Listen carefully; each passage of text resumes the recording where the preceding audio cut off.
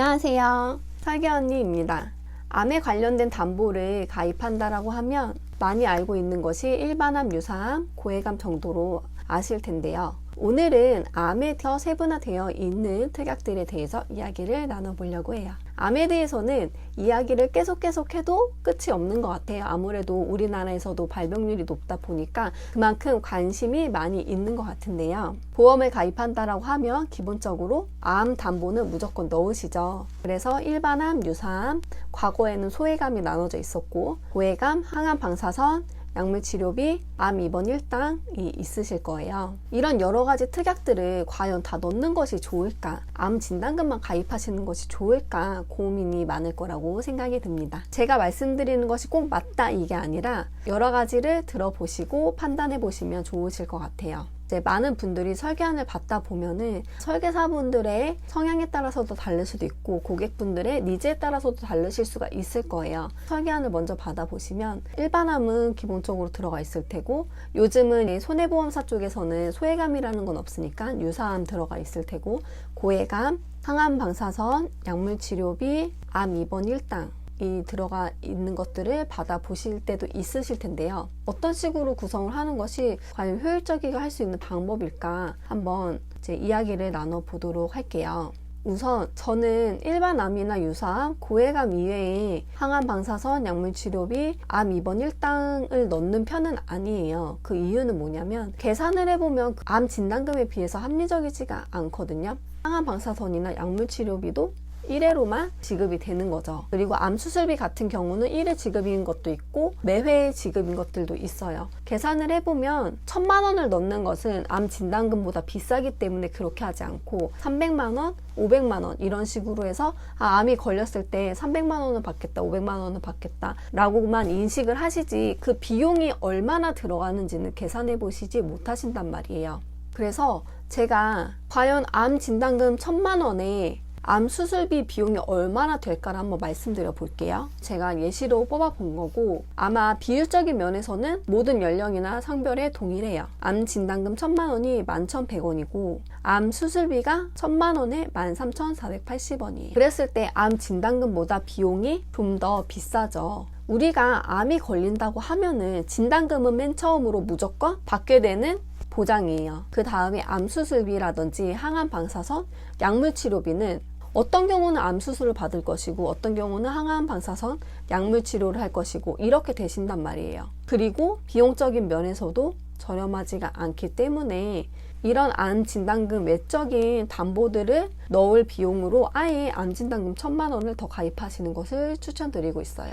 입원 일당도 마찬가지죠. 이 부분은 고객분들이 더 잘 알고 계세요. 왜냐하면 주변에서 암이 걸리신 분들이 있다 보니까 하시는 말씀이 암 걸려도 뭐 입원 별로 며칠 안 하던데 며칠 안 시켜주던데 암 입원 일당 필요 없을 것 같아요. 이렇게 먼저 말씀을 해주시거든요. 그리고 항암 방사선이나 약물치료비 같은 경우도 제가 무조건 빼진 않고 고객님한테 먼저 물어봐요. 혹시 항암 방사선이나 약물치료비 넣는 것이 효율적이라고 생각을 하세요? 비용적으로 계산을 해보면 이렇게 되는데요. 이렇게 물어보면 고객님께서 하시는 말씀이 제 주변에 암이 걸린 사람이 있었는데 항암 방사선을 더 많이 하지 암 수술은 하지 않던데요. 이렇게 말씀하시는 분도 있어요. 그렇기 때문에 확률적으로 암 진단금을 더 포커스를 맞춰서 가입하시는 게 좋겠다라고 말씀을 드리는 거고요. 오늘 상담 들어오셨던 분 중에서도 설계안을 받아보셨는데 여러 가지 담보들이 되게 많이 들어가 있었어요. 거기에서 암 수술비가 300만 원 들어가 있으셨고 1386원이셨어요. 전화는 힘들다고 하셔가지고 카톡으로 상담을 해드렸는데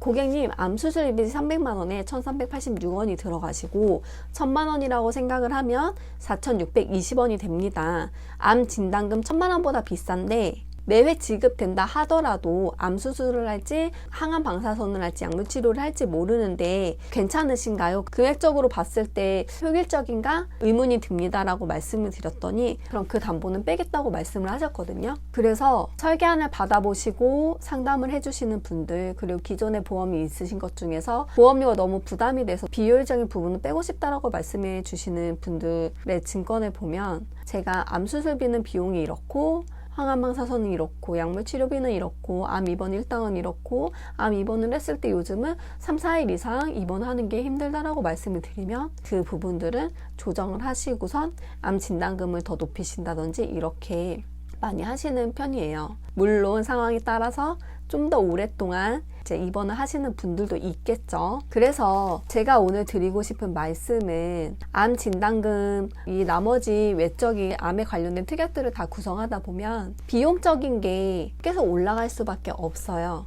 여러 가지 담보가 많이 들어가면은 모든 거에 대해서 보장을 받을 수 있을 것 같아서 약간 안도감이 드실 수도 있어요. 하지만 실제로 뜯어보면 내가 받을 수 있을지 없을지에 대한 걸로 비용이 많이 들어가고 있다는 걸 생각해 보시면 좋을 것 같아요. 요즘은 이제 많은 분들이 효율적으로 가입하시는 걸 좋아하고 거품을 빼시는 걸 좋아해서 진단금만 가입하시는 분들도 많은데 일반적으로는 플러스로 1호종 수술비라든지 질병수술비까지 추가를 하시잖아요. 그럼 질병수술비에서도 보장이 되는 거고 1호종 수술비에서도 어떤 수술을 하는지에 따라서 3, 4, 5종에서 암에 관련된 수술비도 지급받으실 수 있고 뇌 질환이라든지 심장 질환에 대해서도 이 1호종 수술비에서 다 되잖아요. 중복적으로 너무 많이 가입하셔서 보험료 부담을 크게 가져가지 않으셨으면 좋겠어요.